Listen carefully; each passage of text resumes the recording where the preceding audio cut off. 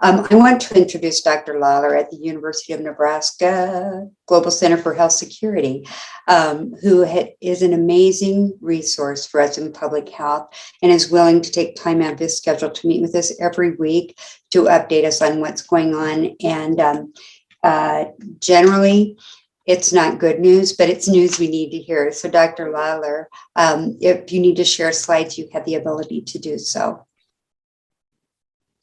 Okay, thanks, Teresa, and it's a real honor to be able to speak with all of you. I will share my screen. Hopefully you can see that, and see if we can breeze through here. Quite a few slides to cover. I'll try to go quickly. So I thought I would talk about some of the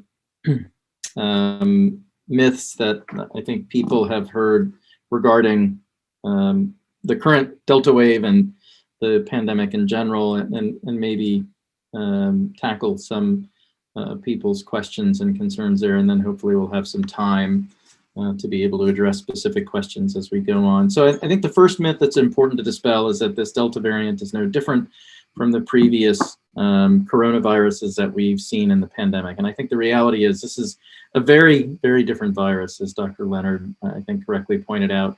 The first thing to consider is the transmissibility of this virus. It is twice as transmissible as the previous original wild type virus that we saw that arose out of China. And that's a significant difference. If you think about a virus that has a reproductive number of 3, right, that R0 value that the media often talked about, which is probably where the original virus was, somewhere between 2 and 3, and compare that with this current Delta variant, which seems to have an R0 that's around 6. So if you have an R0 of 3 with a virus, and that means 3 people get infected from every person who's infected on average.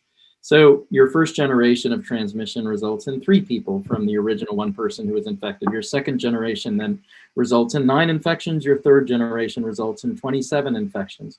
Now compare that with a virus that has a reproductive number of 6, where the first generation results in 6, the second generation 36, the third generation 216, right? So you've gone now in 3 generations of transmission, a difference of 27 people infected with 1 virus to 216 infected with the second. That's how much more transmissible this virus is compared to the original. It's no comparison on its ability to spread in a population.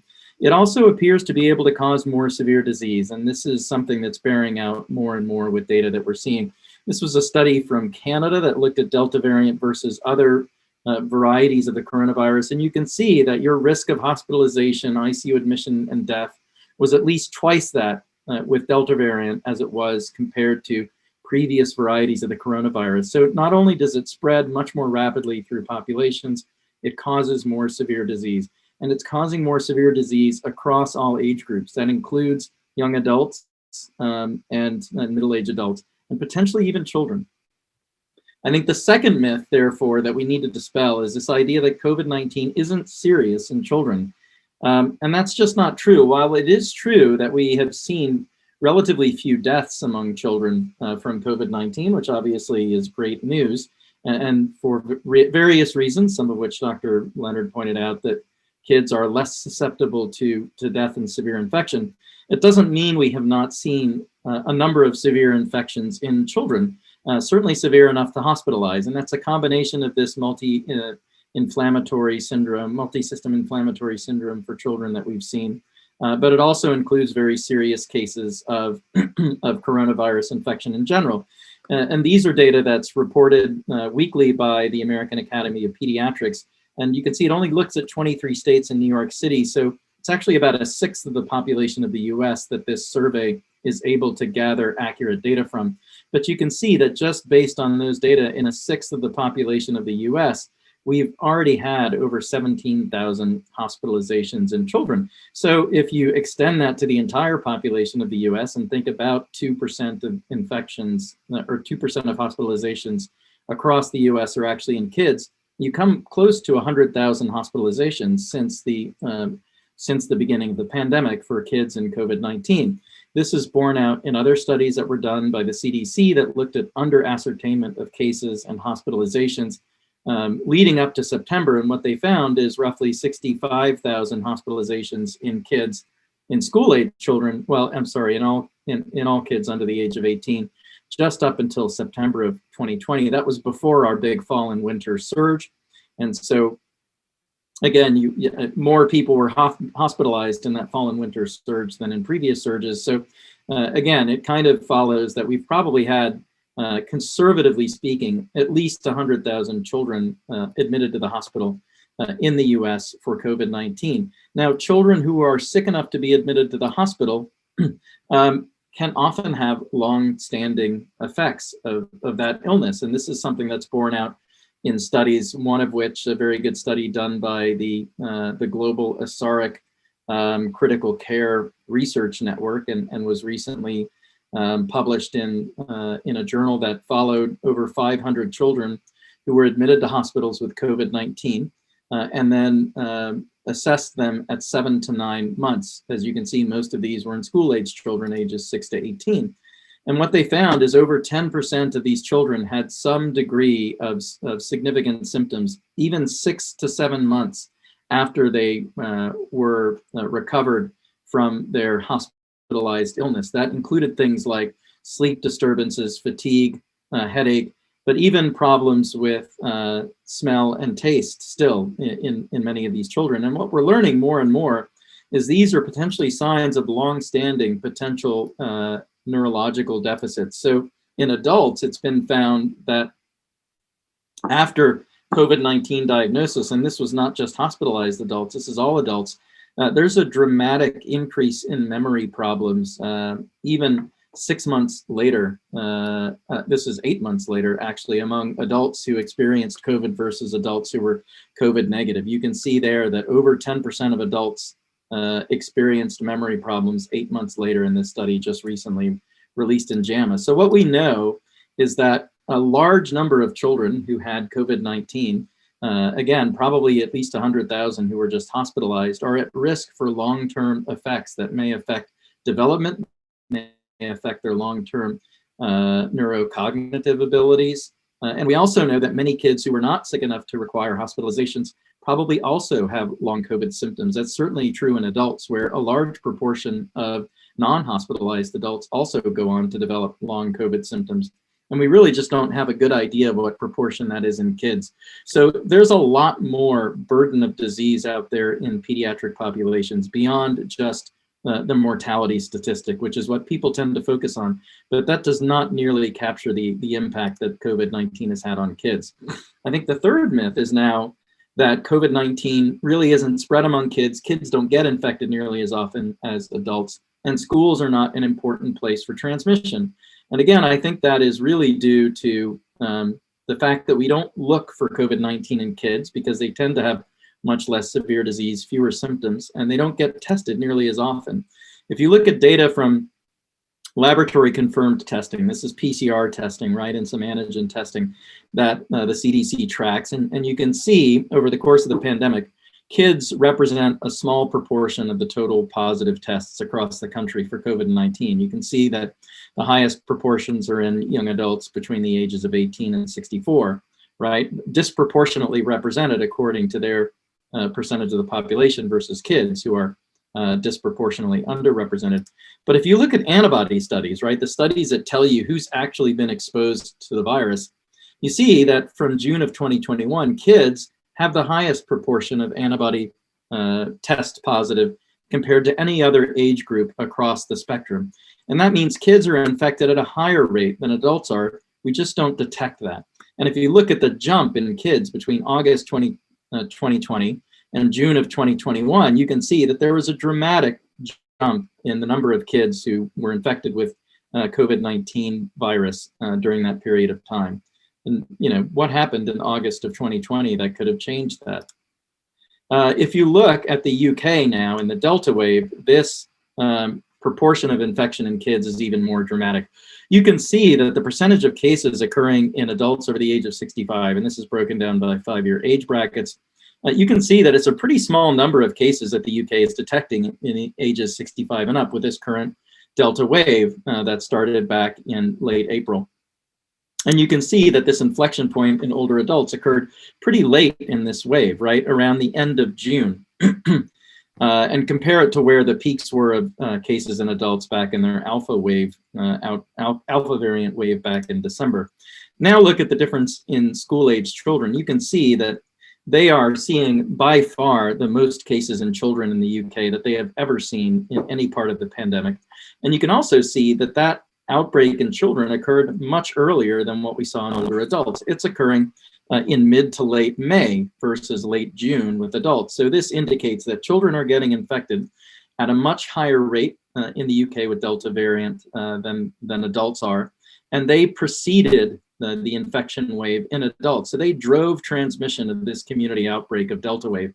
And the reason is because kids in public schools in the UK are in session April through June, right? They have a very late spring and summer session. They don't get out for their summer break until the end of July. They just got out a week and a half ago. And so that school-based transmission was clearly driving the Delta wave outbreak in the UK. And that was reported in a number of journal articles and other reports from Public Health England.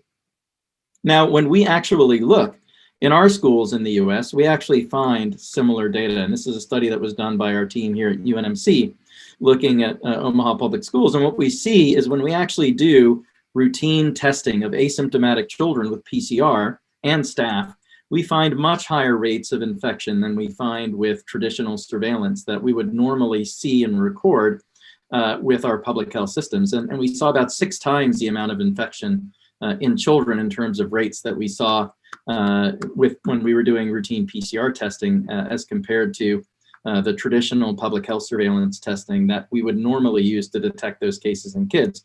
We also found in schools, you can see in the top right there in those where the arrow is, we found virus not only in staff and children, we found it in wastewater in schools, and we even found it in the air. And so what's clear is virus is circulating around in schools, and kids are being infected, at least in school, and certainly in some instances that transmission occurs in schools. Now again, OPS was under a very low density operating status and had face masks, so I think there was good mitigation compared to what we would see in schools that were not using those types of interventions, but clearly shows that when we look for virus in school children, we find it. The fourth myth I think that's important to dispel is this idea that we have enough herd immunity now that we're going to avoid large outbreaks of COVID-19. And again, especially with Delta variant, I think this is clearly not the case. If you look at the hotspots now of where we have the highest rates of transmission in the US, and those are the darker red spots there on the heat map on the left, you can see that that is focused in the South and in the Midwest. And if you look on the right, those shades of blue represent the percentage of the population that's vaccinated. Lighter blue means lower percentages. You can see Mississippi is last in the nation at below 40% overall vaccination rates of their population. And we're seeing very strong correlation in those states that have low vaccination rates, and particularly counties with low vaccination rates. We're seeing increased earlier and explosive transmission of Delta variant. And you can see here the growth rates in all of these southern states where vaccination rates are relatively low are giant, and we're approaching in many of these states levels or exceeding levels that we saw in the fall. And it's not just cases, right? It's hospitalization. So for example, this is Little Rock, Arkansas, where you have 50% of the population vaccinated, so higher than the state average. Still seeing dramatic rises in case counts that started back in June, right, beginning to middle of June, and have reached levels that are approaching peaks that we saw back in December, January. And this is with much lower testing rates than we saw previously. As opposed to the UK, where their Delta wave has seen a much lower growth rate in hospitalizations, we're seeing higher growth rates in hospitalizations and ICU admissions with this wave than we've seen with previous waves. And that is straining health systems across the country where these outbreaks are occurring. You can see this is Jacksonville, Florida. Again, 50% vaccination rate overall. Florida is only reporting weekly cases now, so the data looks a little choppier, but you can see now that they're approaching case rates that are very high, and their ICU admission rate is higher than it's ever been previously in the pandemic, as you can see here. Sorry, we're going backwards here. Louisiana is now the highest rate of infections in the U.S. As a state, and you can see very low vaccination rate, only 43% of the population overall vaccinated. And you can see across all of Louisiana, they're seeing a huge spike in ICU or in hospitalizations, as you can see by that those 9 regional curves there. And in many of the regions, these are the highest rates of hospitalizations that they've seen throughout the epidemic. So Louisiana has essentially asked for emergency federal assistance for hospitals in Baton Rouge that have been overwhelmed. And again, they are setting record rates of hospitalizations and ICU admissions for COVID-19 compared to any time previously in the pandemic. The governor has reissued a mask mandate because of the emergency situation in New Orleans. And you can see that testimony from physicians in New Orleans and Baton Rouge are saying this is the worst part of the pandemic that they have experienced. Their hospitals are full. Even their pediatric hospital wards are full, which is, again, something that's very different from what we saw previously in the pandemic.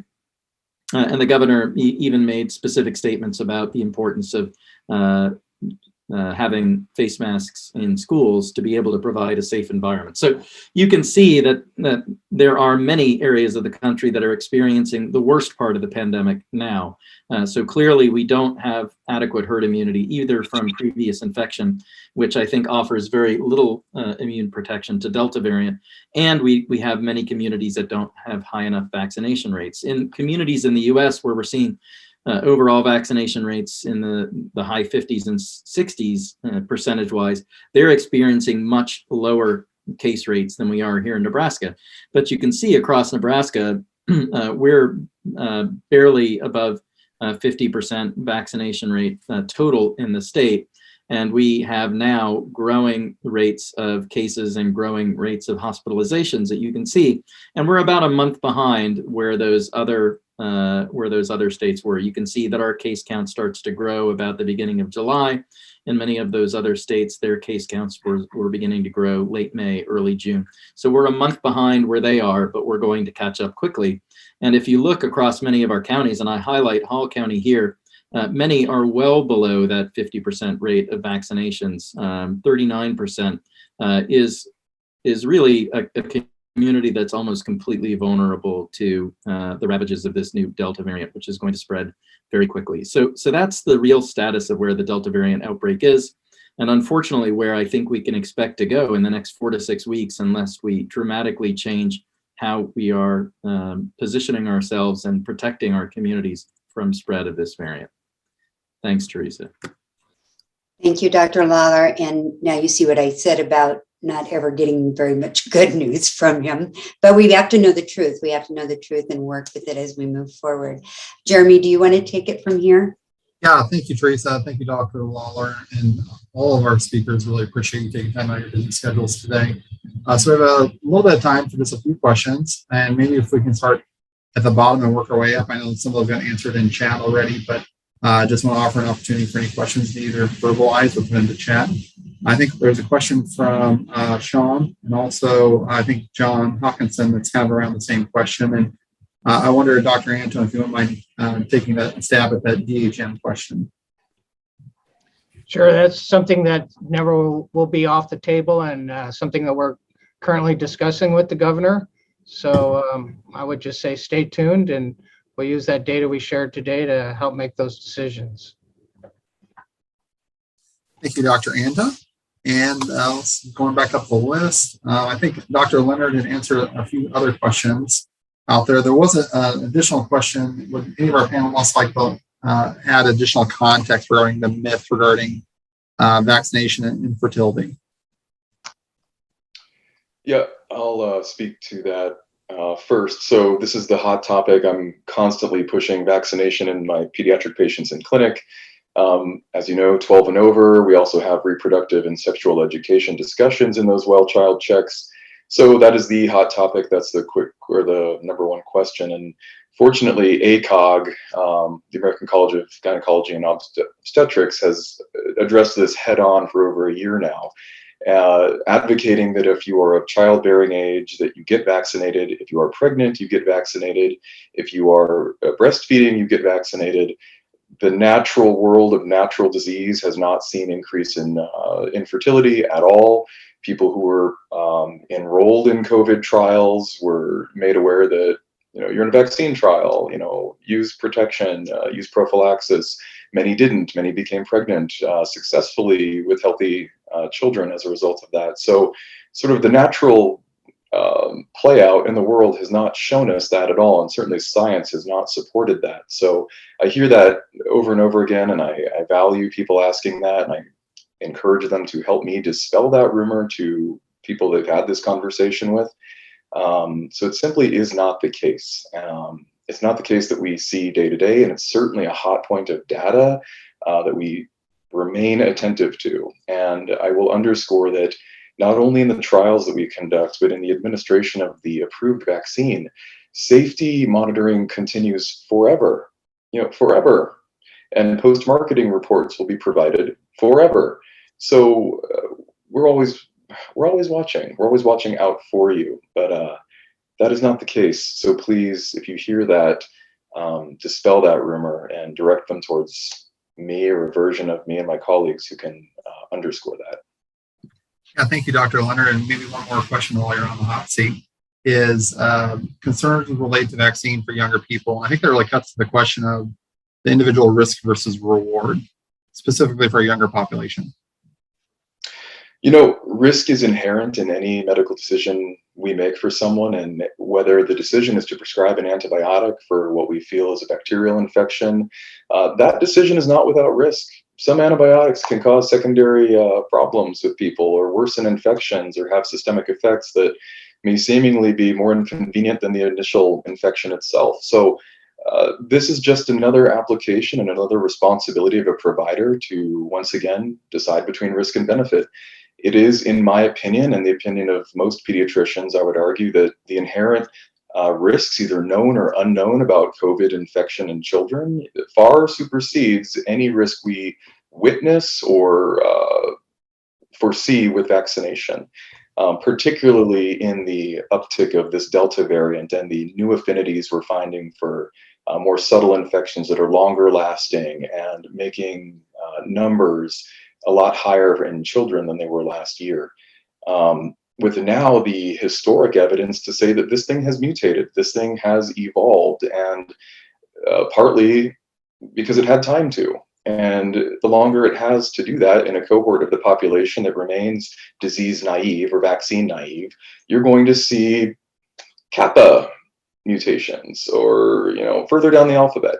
And who knows what that will bring. So as it stands, the risk of wild type disease far exceeds any associated risk of vaccination. And I'll stand by that statement forever. Yeah, and I'll jump in there too, just to point out that no vaccines are without risk, right? Any drug or vaccine that we give have some small amount of risk, and that's just the nature of biology. But what you need to compare is what's the risk from vaccination versus the risk of getting COVID. Now, for instance, the biggest risk we've seen in younger people from the mRNA vaccines is this risk of myocarditis, right? That tends to occur people under the age of 40, often in males. Now, we've vaccinated roughly 60 million people, in that age group under the age of 40 with COVID-19 vaccine. And there have been reported, I think, around 340 cases of myocarditis total that may be related to the vaccine. Now, think about that. That's about 1 in 175,000 or 1 in 180,000 in terms of a rate, how often that occurs. Now, there was a recent study that came out from the University of Michigan that looked at their athletes who had COVID-19 documented infection and did MRIs to look for evidence of myocarditis in those athletes, symptomatic and asymptomatic. And they actually found over 2% of their athletes diagnosed with COVID-19 had myocarditis related to infection.